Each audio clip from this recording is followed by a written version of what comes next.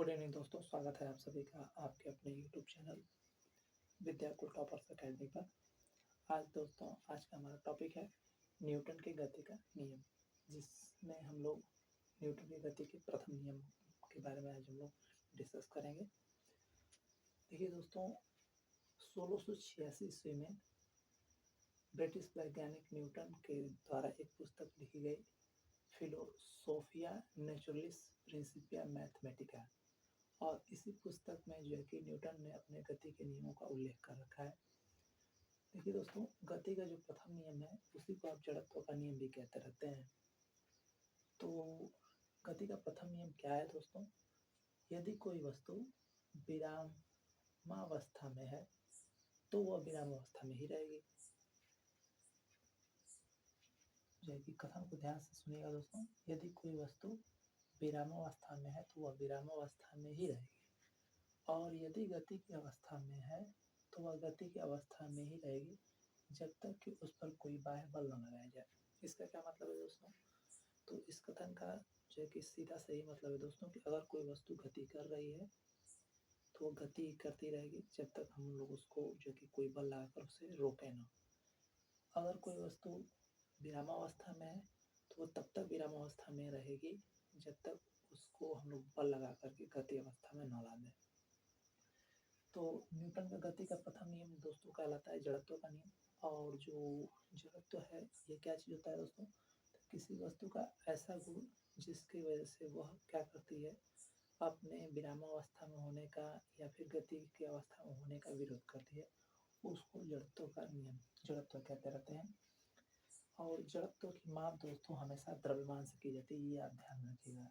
अगर किसी वस्तु का द्रव्यमान ज़्यादा है और किसी वस्तु का द्रव्यमान कम है, तो जिस वस्तु का द्रव्यमान ज़्यादा होगा दोस्तों उसका जबकि हमारा जड़त्व भी ज़्यादा निकल के आएगा, और जिसका कम होगा उसका जड़त्व भी कम रहेगा। जड़त्व भी दो प्रकार का होता है दोस्तों, एक होता है विराम का जड़त्व और दूसरा होता है गति का जड़त्व। तो इस वीडियो में दोस्तों हम लोग विराम के जड़त्व के कुछ उदाहरणों को देखेंगे। और हमसे देखिए दोस्तों, हमसे इसकी परिभाषा कभी नहीं पूछता है, जब पूछता है तो हमसे उदाहरण दे करके और ये पूछ लेता है कि ये जो कि न्यूटन के कौन से नियम पर आधारित है। ठीक है, तो देखिए जैसे कंबल, दरी या कपड़ा। ठीक है, आप कंबल लीजिए चाहे दरी या फिर कपड़ा लीजिए, इससे धूल का नीचे गिर जाना। इसका क्या मतलब दोस्तों कि आपने अपने घरों पर जो कि ये महसूस किया होगा कि आप जब भी कंबल को या दर्री को या फिर चादर को जो कि झटकारते हैं तो होता क्या है दोस्तों ना, कि हमारा जो कंबल है वो गति करने लग जाता है, एकाएक गति कर जाने लगता है, और उसमें जो धूल या फिर मिट्टी के जो भी कण होते हैं वो दोस्तों स्थिर अवस्था में बने रहते हैं। ठीक है, इसी वजह से क्या होता है दोस्तों ना कि कंबल गति कर रहा होता है, और विराम के जड़त्व की वजह से उसमें जो धूल कण होते हैं दोस्तों वो अपने जो कि जगह पर बने रहते हैं, जिसकी वजह से धूल कण जो कि नीचे गिर जाया करते हैं। दूसरा उदाहरण है दोस्तों, अचानक गाड़ी को चलाने पर यात्री का पीछे झुकना। मतलब पहले गाड़ी विरामावस्था में है दोस्तों, और जो है कि हम लोग अचानक गाड़ी को चला दें तो होगा क्या दोस्तों ना कि उसमें जो यात्री बैठा रहता है वो पीछे की तरफ झुक जाता है। ऐसा क्यों होता है दोस्तों?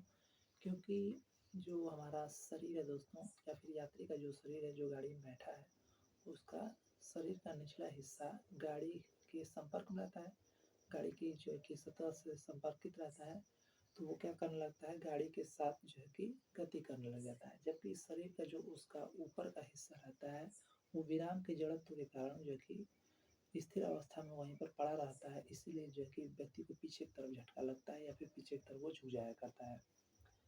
इसके बाद उदाहरण है दोस्तों, गोली मारने पर कांच में छेद हो जाना, जबकि पत्थर मारने पर कांच का क्या हो जाना, टूट जाना। एक तो ये उदाहरण आपका है। देखिए दोस्तों, गोली मारने पे कांच में छेद क्यों हो जाता है? गोली मारने पे कांच में छेद इसलिए हो जाता है दोस्तों कि हम लोग जब गोली मारते हैं तो गोली का वेग ना बहुत ज़्यादा होता है, और गोली का वेग बहुत ज़्यादा होता है तो कांच पर जैसे गोली टकराती है तो केवल वही जो है कि कांच का हिस्सा जो है कि गति कर पाता है, जिस जिस पर जो है कि गोली की सतह लगती है। ठीक है, गोली की सतह से जो शीशे का भाग संपर्कित होता है वो क्या हो जाता है कि गति करने लगता है गोली के साथ, और गोली जो है कि उतने ही समय में उस जो है कि शीशे के भाग को या कांच के भाग को लेकर के बाहर निकल जाती है, छेद कर डालती है। जबकि हम लोग पत्थर मारते हैं दोस्तों तो शीशा चटक जाता है या टूट जाता है। ऐसा क्यों होता है? क्योंकि पत्थर हम लोग मारते हैं दोस्तों, तो पत्थर मारने पर जो है कि हमारे पत्थर का वेग उतना ज़्यादा नहीं होता कि वो क्या करे, जो कि उसको छेद करके निकल जाए। तो होता क्या है दोस्तों कि पत्थर का जो संपर्क तल रहता है, ठीक है, उससे कहीं ज़्यादा जो है कि शीशे का संपर्क तल बन जाता है, जिसकी वजह से जो है कि अब पत्थर तो गति कर रहा होता है लेकिन शीशा स्थिर रहता है, तो जब संपर्कित होता है ये एक दूसरे से, तो होता क्या है कि पत्थर में इतना वेग न होने के कारण वो जो है कि शीशे को तोड़ देता है। गिलास के ऊपर अगर हम लोग कोई कार्डबोर्ड रख देते हैं दोस्तों, और उस कार्डबोर्ड के ऊपर अगर कोई सिक्का हम लोग रख लें, ठीक है, तो कार्डबोर्ड को अचानक हम लोग प्रेस कर दें या फिर उसको अपनी तरफ खींच लें अचानक ही, और ये प्रक्रिया बहुत तेज़ी से होनी चाहिए दोस्तों। अगर तेज़ी से हम लोग इस प्रक्रिया को करते हैं तो होता क्या है दोस्तों कि कार्डबोर्ड तुरंत गति में आ जाता है, और कार्डबोर्ड गति में आता है, जबकि उस पर जो सिक्का हम लोग रखे रहते हैं दोस्तों, वो जो कि विराम की जड़त्व की वजह से वहीं पर स्थिर रहता है, और जो कि हम जैसे ही कार्डबोर्ड को तेज़ी से खींचते हैं, सिक्का उस ग्लास के अंदर गिर जाया करता है। तो दोस्तों ये जो हमारा टॉपिक है गति का प्रथम नियम का जड़त्व का नियम, यहाँ पर ये जो है कि कंप्लीट होता है। और दोस्तों इसमें आपको ये उदाहरण याद रखना है, ये उदाहरण याद रखेंगे क्योंकि यही वाले उदाहरण हमसे पूछे जाते हैं, हमसे परिभाषा कभी नहीं पूछी जाती। और इस बुक का नाम याद रखेंगे, 1686 जो फिलोसोफिया नेचुरलिस प्रिंसिपिया मैथमेटिका नामक जो कि पुस्तक जो कि ब्रिटिश वैज्ञानिक न्यूटन ने लिख रखी है, उसको हम लोग ध्यान में रखेंगे। ठीक है, एक बार मैं फिर से रिपीट करता हूँ दोस्तों, गति का प्रथम नियम क्या कहलाता है? जड़त्व का नियम कहलाता है। और गति का प्रथम नियम है क्या दोस्तों? तो यदि कोई वस्तु विरामावस्था में है तो वह विरामावस्था में ही रहेगी, और यदि गति कर रही है तो गति की अवस्था में ही रहेगी, जब तक कि उस पर कोई बाह्य बल हम लोग लगा करके उसकी गति की या फिर विरामावस्था में परिवर्तन करने की कोशिश करें, न करें या करें। ठीक है, तो जड़त्व, अब देखिए इसमें दोस्तों मैंने कहा कि गति के प्रथम नियम को ही क्या कहते हैं? जड़त्व का नियम कहते हैं। जड़त्व क्या होता है दोस्तों? किसी वस्तु का ऐसा गुण होता है जड़त्व जो क्या करता है ना कि उस वस्तु की विरामावस्था या फिर गति अवस्था में होने वाले परिवर्तन का विरोध करता है, उसको जड़त्व कहते रहते हैं। जड़त्व दो प्रकार का है दोस्तों, एक होता है विराम का जड़त्व और दूसरा होता है गति का जड़त्व। जड़त्व की माप कैसे होती है दोस्तों? तो जड़त्व की माप जो है कि हमेशा वस्तु के द्रव्यमान से की जाती है। अगर किसी वस्तु का द्रव्यमान ज़्यादा है और एक वस्तु आप लीजिए जिसका द्रव्यमान कम हो, तो इन दोनों में अगर आप तुलना करेंगे तो ज़्यादा जड़त्व किसका निकल के आएगा? जो कि जिस वस्तु का द्रव्यमान बहुत ही ज़्यादा होगा उसका जो कि जड़त्व भी ज़्यादा आएगा। इस वीडियो में हम दोस्तों विराम के जड़त्व पर डिस्कस करेंगे। विराम के जड़त्व का कुछ उदाहरण मैंने ले रखा है जो आपके एग्जाम की दृष्टि से बहुत ही ज़्यादा इंपॉर्टेंट है, और यही उदाहरण आपको जो कि आपके एग्जाम में देखने को मिलेंगे भी। कंबल या फिर कपड़ा या फिर दर्री से धूल का नीचे गिर जाना। तो होता क्या है दोस्तों, जब हम लोग जो कि अपने घर का कंबल या दर्री जो है कि जब झाड़ते हैं झटकाते हैं तो क्या होता है कि उससे धूल कण जो होते हैं ना नीचे गिर जाया करते हैं। ऐसा क्यों होता है दोस्तों? क्योंकि हम लोग जैसे ही कंबल को ऐसे झटकाते हैं तो कंबल एकाएक गति में आ जाता है, जबकि उसके अंदर जो धूल कण रहते हैं दोस्तों ना वो अपने जो है कि स्थिर अवस्था में रहते हैं जड़त्व की वजह से, तो वो स्थिर रहते हैं और कंबल गति करने लगता है, जिसकी वजह से धूल कण जो है कि नीचे गिर जाते हैं झटका मारने से। अचानक गाड़ी हम लोग चला दें तो यात्री उसमें जो बैठा रहता है वो पीछे की तरफ झुक जाता है, पीछे की तरफ उसको झटका लग जाता है। ऐसा क्यों होता है दोस्तों? क्योंकि गाड़ी के अंदर जो यात्री बैठा रहता है उसका जो कि शरीर का निचला हिस्सा वो गाड़ी के संपर्क में रहता है, ठीक है, तो वो गाड़ी के साथ गति करने लग जाता है, जबकि ऊपर का हिस्सा जो है ना वो स्थिर अवस्था में रहना चाहता है जड़त्व के विराम अवस्था की वजह से। ठीक है, तो इसलिए उसको पीछे की तरफ झटका लग जाता है। गोली मारने पर कांच में छेद हो जाता है। कैसे दोस्तों?